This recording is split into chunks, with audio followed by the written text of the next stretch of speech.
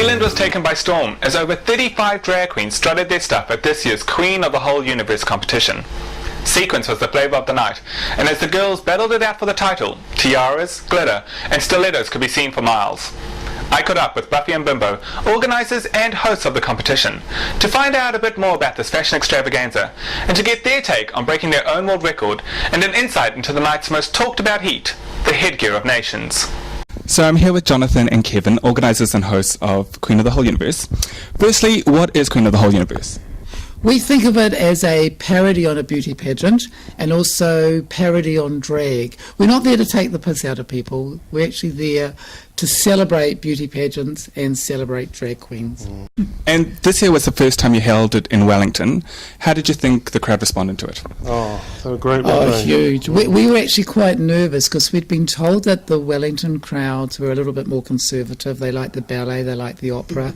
And being at the St James's, which is primarily a very professional theatre, whereas the Opera House is where a lot more of the community events are held, we were a little bit concerned. But on the night, the minute that curtain went up, we have a little sign, we look at each other and we have a little sign which says we now have them. So as soon as that curtain went up, they went absolutely apeshit, and we thought, right, doesn't matter what goes wrong now for the rest of the night. What goes right? What goes right.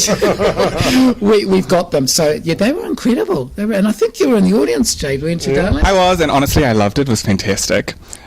I saw the show last year in Auckland, and you guys broke a world record last year.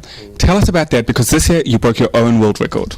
We did, in fact, believe it or not, in the last 24 hours we've just had confirmation from the Guinness World Records in London to say that our world record last year, which was set in November, for the largest drag show on stage, has been accredited with that record title. So that was 33 men dressed in drag.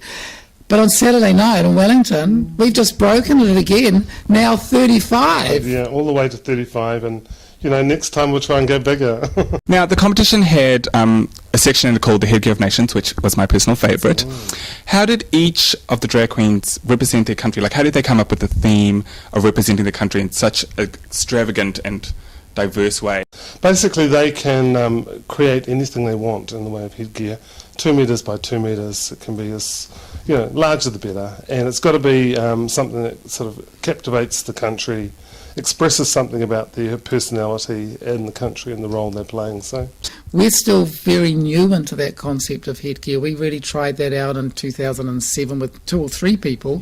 And then in 2008, last year, we realised that it worked really, really well, and we've now decided to take it through. And it's actually become one of the trademarks of the show. Yeah. But for me, the key to this whole event is about voluntary and community involvement. So that's where the cast can actually do what they want, create what they want. So, we and they have created something incredible, and I think you might have heard on Saturday night somebody compared us to a camp version of the Wearable Art Awards, and I thought, wow. And do you have any advice for anyone thinking of entering? I mean, it's not an everyday competition, do you know what I mean? It doesn't matter if you've never danced, you've never done drag, you've never put a pair of heels on.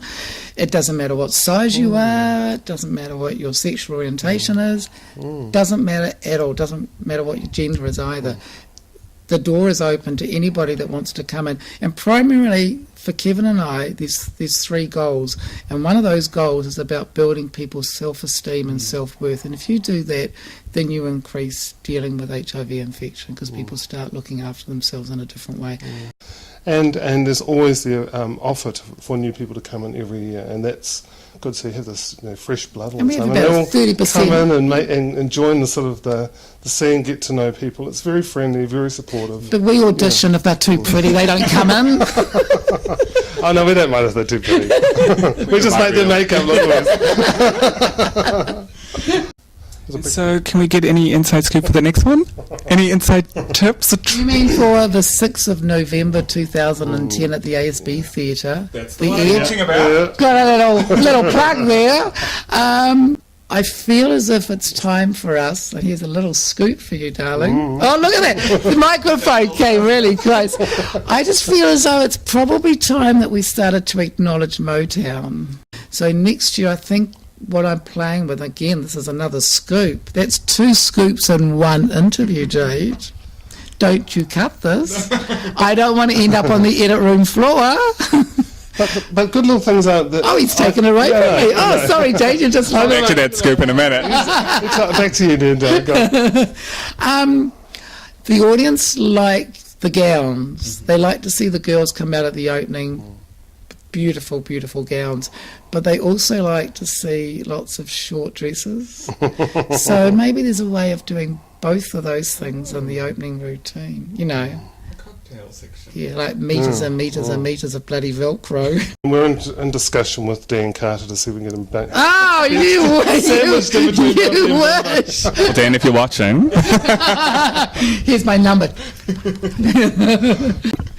Well, if you'd like to find out more about Queen of the Whole Universe, or would like to contact Jonathan or Kevin, log on to our website and the link will be on there. Right guys, that's it for the first edition of Inside Out. If you'd like to get in touch or have a story featured, jump onto our website and drop us a line. Until then, see you next time.